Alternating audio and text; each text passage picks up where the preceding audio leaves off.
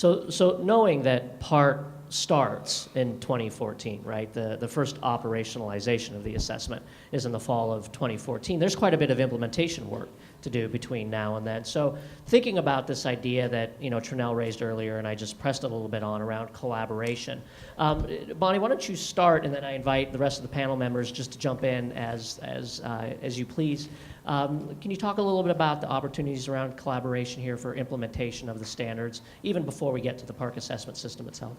Sure. So the first thing is to recognize that professional development has to happen across the school building, because students travel from class to class to class.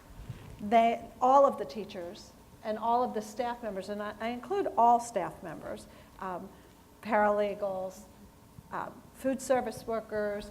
We need to see our staff, and this is the principal and me coming out, we need to see our staff as all working with our students, and that standards get implemented, certainly literacy standards get implemented during the entire school day. As soon as the student gets on the bus, they're exposed to language. So we need to recognize that we have to figure out, as principals in particular, opportunities to make the schedule work for us as an instructional tool.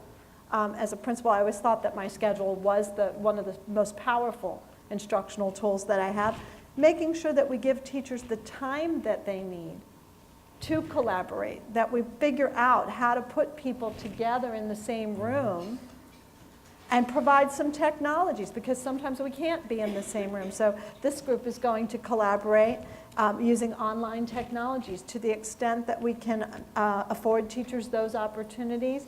That's another thing to consider. Thinking about budgets and the types of technologies that we make available for collaboration purposes, what kinds of software are available to our teachers and other staff members, and thinking also about the technologies that we can make available to students in the classroom now, rather than waiting till 2014, not because the test is coming and you have to be able to give this online assessment. That is a truth, but not the right reason. The right reason is that the standards actually speak to the use of technology. And also we know that to be college and career ready, use of technology, I mean, look at how many of you have technology out right now. I was marveling at that we have a participant with an iPad. She can read right off of her iPad and pull up any kind of resources that she needs. Technology is a way of life. So providing those technologies as part of our budgeting, because that's what Common Core implementation is about, I think are key issues. The other piece I think that has been helpful or will be helpful to PARCC is we've just got finished with our first data collection looking at tech readiness in terms of devices that PARCC states are using in instruction and in classroom assessments. And so one of the things that we constantly talk about in our technology committee within PARCC is that we don't want to have this big gap of these are things that students are using during instruction, but then when they get to the assessment, this is brand new to them. And so we're really looking closely at that data collection piece. What are students actually using? Because we don't want to have a big disconnect for our students when they take the assessment. The other piece that I wanted to kind of go back to your comment about the accommodations. One of the things that PARCC is also doing is we're getting geared up for an item tryout phase where we're actually looking at those different item types. We're making sure that we include students with disabilities, English language learners, to present those items to them to make sure that the intent of how that item was constructed is relevant for that student population. And so that will, again, based on that data, help us really fine-tune our accommodation policy, because there may be some things that we thought would work or appropriate for student populations. When we present the items in front of them during that item phrase tryout, we may get data back that shows otherwise. When we use our cognitive labs and we're really sitting down with our students asking them, what are the processes you went through to answer that question? I think that would also get at is what's happening in instruction for our students. And so we're really excited about the research that's going to come out of our item phrase and field tests, because I think there will be a lot of lessons learned from an instructional standpoint. Building off of what Bonnie said, talking about the collaboration piece, I think that collaboration is so important, but looking also at the classroom collaboration, I think that a tool that we need to be thinking about for the future is how we move forward with the inclusion process when we have specialists and we have special education teachers working in the classroom. inclusion is evolving, and we really need to be moving to a co-teaching model. When we think about, and I think particularly of the ELA standards, and I'm thinking about this content instruction, I have a science teacher who may not be comfortable with teaching the reading and the writing piece, or may feel uncomfortable with that, but they have a special education teacher working in the classroom with them.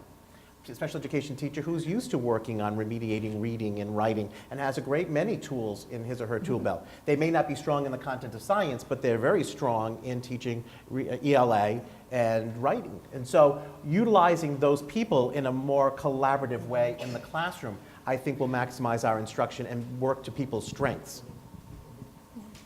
And just, excuse me, and just to piggyback on that, in the math classroom, unfortunately, I've seen too many times where instead of accommodations, we've had modifications and we've had slashing of work. It's important when we talk about that professional development that all the teachers are getting it, and the special education teachers in particular have the same vision for the students as that content area teacher does, and that they're on the same page of wanting that equity for the students, and that they have that access to the grade level content, and that they're building up to that and not just trying to make it easier and out of goodwill, but unfortunately not what's fair to the student. From the high school teacher perspective, you go into your classroom, you close the door, you teach. It's a little different now. As you look at the ELA standards in literacy, it's not just for ELA teachers anymore. That's really for the collective, all the teachers in the district supporting the students. So I think it's really critical for districts to foster that climate of collaboration, and many of the ways have been identified here, but it's really important to build that as part of the district, and what's really important in setting common goals for the students, in working together, in networking, in sharing ideas, having professional development, having common planning time, having time to discuss, to reflect, to work together. There are a lot of avenues out there, professional learning communities, getting to know the students and really know when you talk about IEPs, I being the individualized, not every student's going to need the same thing. So it's not, okay, for all these students, we're going to do that. What you're going to find, and what I've seen as I've gone out to do professional development for teachers, when I talk about how to work with ELLs, the aha that comes out before the end is always, well, wait a minute, I can do all these strategies with all my students. It's going to benefit everyone. And that is so true. So really, in implementing these standards and working towards the assessments, it's not going to be something different that has never been figured out before. It's good instruction, but you're not alone. It's that collaboration, working together, setting the common goals, and forging ahead that's really going to make a difference, and no longer working in isolation. Thank you. I want to go back to this idea of a common vision or a shared vision among the teachers.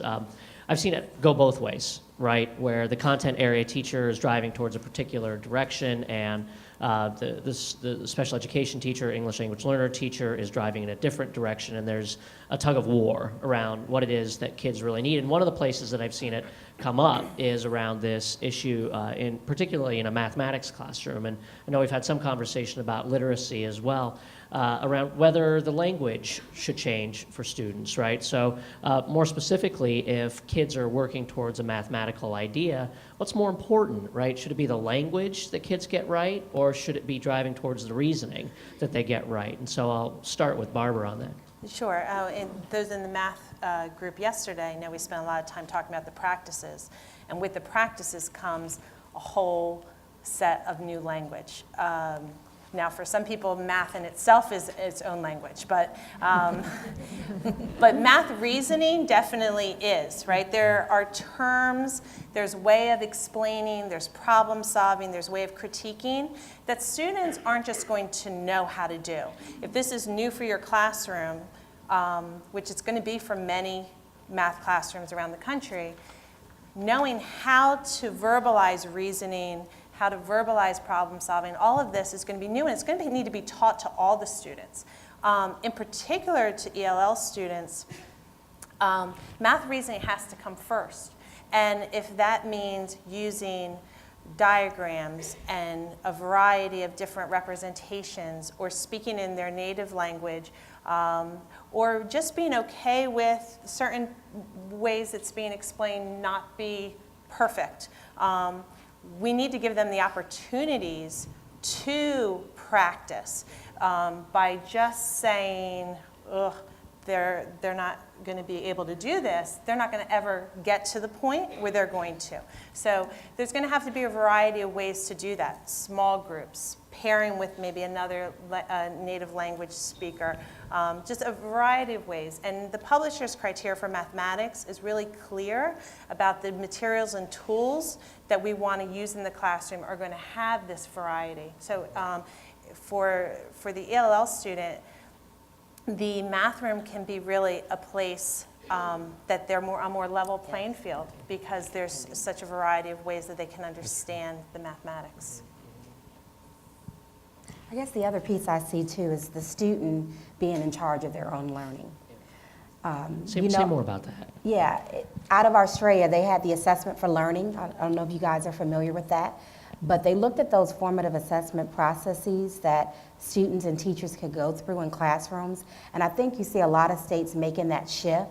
It takes a lot of professional development on behalf of that teacher to really be confident in themselves in terms of being able to readjust their instruction on a daily basis, and to be okay with that all their students might not have grasped that concept or skill, but really to be able to come back and reteach it, but also allowing the student to drive what they feel is important in that skill set or in that lesson. And so you're beginning to see, I think nationally, many districts, many states moving towards this notion of assessment for learning, formative assessment practices that are happening where students are really owning their learning and really critiquing each other's work, and really knowing that when they write a particular passage or a certain writing text, that when they're looking at rubrics, they're able to critique their own work and give feedback to their peers in their classroom. And so I think that's an important notion that we want to keep in mind, that we want our students to also be able to drive their own learning and their understanding, and be able to bounce ideas off their colleagues in classrooms. I think you see more of that happening.